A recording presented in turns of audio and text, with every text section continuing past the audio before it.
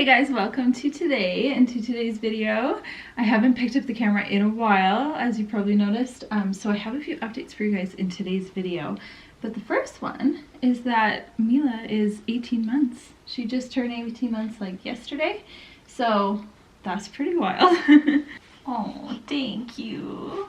Oh, nice hug. I definitely find 18 months to be one of the harder ages for me. Just getting into everything and not being able to like express what she wants because she can't quite talk a bunch yet. And then, you know, the tantrums have started. So we are having a grand old time over here, aren't we? We having fun?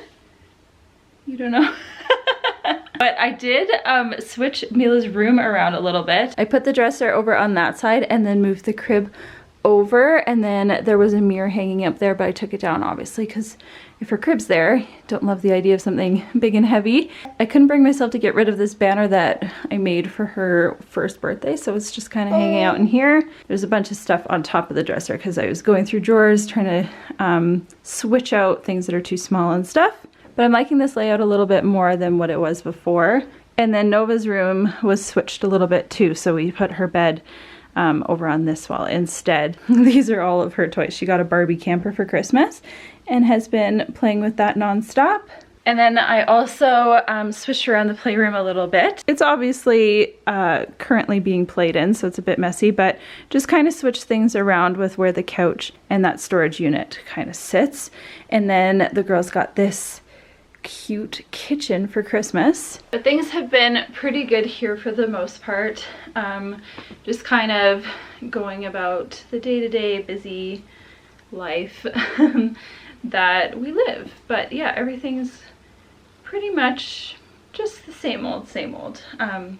However, one of the updates that I have to share with you guys is in regards to our last embryo. We have one embryo left in cryopreservation and it just came up for renewal, so we just had to renew the storage fees on it. Got an email saying that their fees had increased, and so they went from they went up like $250 for the yearly fee. It like went up, and so that was kind of a bummer, but I mean there's nothing you can do about it. You have to pay it. So we paid that, and then a few days later we get another email saying that they are actually changing everything. They're gonna make a ton of changes, being that the clinic that we go to in Victoria on Vancouver Island, it is kind of closing down its operations, and it'll only be doing like very simple things like satellite monitoring and IUIs there.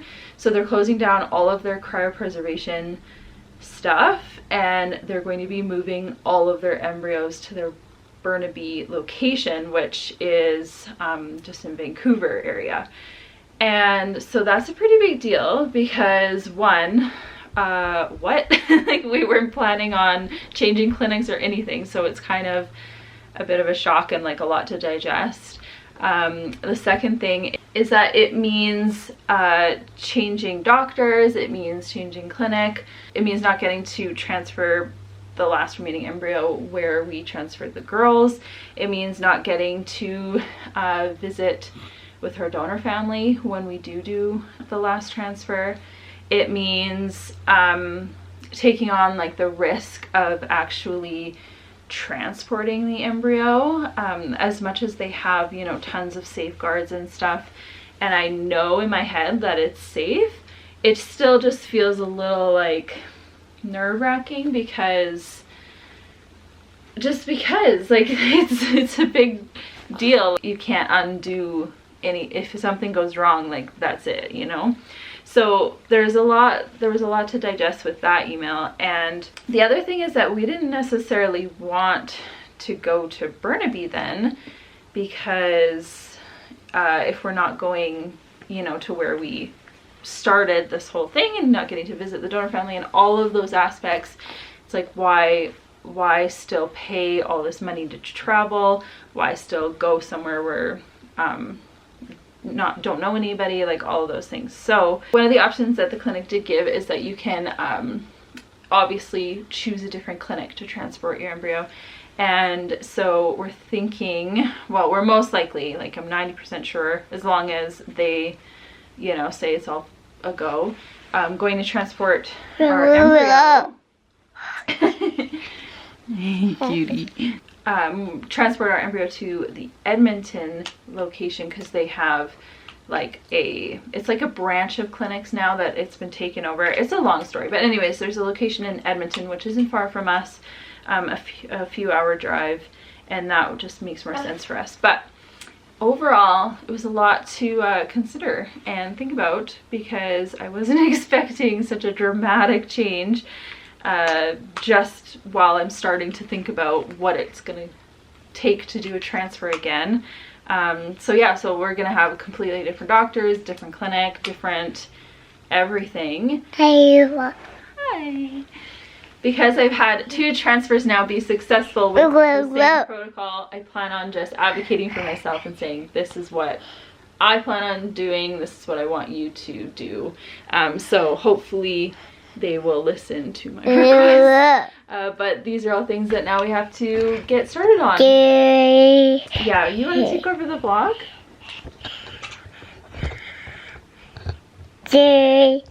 You're cute.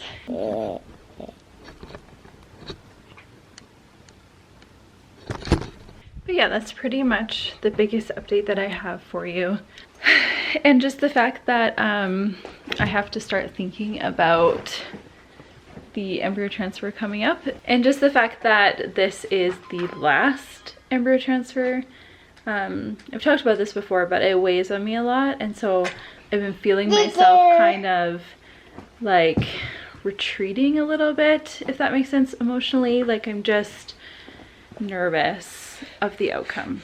I'm just nervous of the outcome and nervous of what the outcome is going to do to me because I just know if it doesn't work and we're closing this chapter, that it's going to be a grieving process for me, and it's going to be something that he just wants the camera all the time. It's going to be something that's going to hit me really hard, and so I'm stressed about it. Oh, sweetie, this is why I don't vlog anymore. This right here. Oh, okay. How about you sit? You say hi. Hi. Hi. I'm Mila. I'm Mila Elodie. I'm 18 months old. And I'm a rebel. Say, I like to climb on the table. I like to get into mischief. I'm always giving my mom heart attacks. And I'm looking cute doing it. Squish, squish. How about we go get you a snack? Do you want a snack? Yeah. Yeah. Yeah. Yeah, me too. Should we get a snack right now? Yeah. Okay. Yeah. Ooh, what snack should we get? Hey, yeah. Do you want an applesauce pouch? Yeah. Okay, here you go. She has a snack and is watching Blue's Clues now, so hopefully that'll occupy her for a minute. Yeah, this age is super hard for me. I find that I just get really overwhelmed, like sensory overload really easily, and the like whining and tantrums and those kinds of things I find to be hard for myself to cope with. There's a lot of testing limits going on right now, so parenting is interesting at the moment. But I have been doing a lot better at like trying to find time for myself and like ways to like focus on myself and recharge myself, which I'm so proud of myself for, because the first couple of years of being a mom, I literally took zero time to myself at all. I felt like I had to do it all. I had to be there for every single thing. Couldn't miss a single thing. Like all of that was just what I felt I needed to do. And I definitely feel like in the last year I've lessened that a lot. I've been, you know, going out to go on a shopping date with a mom friend, or just the other day my friend came over after we put our kids to bed and she brought over Dairy Queen Blizzard and we just chatted for a bit, like things like that. Or, you know, having a bubble bath. Or I've been reading a ton. I always said I didn't have time to read, but in the last like 5 months I've read like 12 books, so that's crazy. Whereas in the last 10 years I've read like 2. But yeah, so that's been fun. I got a Kindle for Christmas from Caleb, so I've been loving using that. And I've read tons of books, and yeah, I've just been trying really hard to get myself into a place where I feel more balanced. And so that's kind of one of my goals. But saying that, a sad update is that my really close friend is moving, and she's moving like 10 hours away, like a 10-hour drive away, and she's leaving in less than a month, and it's been like making me so sad. So that's gonna be really hard. I can't talk about it anymore, I'm gonna cry. So yeah, anyways, those are pretty much all the updates from me right now. Life is just, you know, it's just life. There's good things right now and there's less good things right now, but I will say, even though it's kind of a tough season, I do feel like it's filled with so many incredible special moments. Like the girls, their relationship is blossoming. They are the best of friends and they're so sweet together. They hug each other 800 million times a day and kisses, and just they're so cute together. Like I wish you guys could really see what we see. Is just adorable. But I hope that I can pick up the camera more coming up. I'm not gonna make any promises to you guys because I could potentially break those promises, but I'm hoping that I can try to show my face a little bit more. On that note, I have to get going and pick up Novi from preschool pretty soon. So we're gonna end today's vlog. I hope you guys enjoyed. Let me know in the comments any big updates going on in your life, anything you wanna share, anything you want some encouragement on, let me know in the comments, and I'll chat to you there. Bye guys. You ever wonder,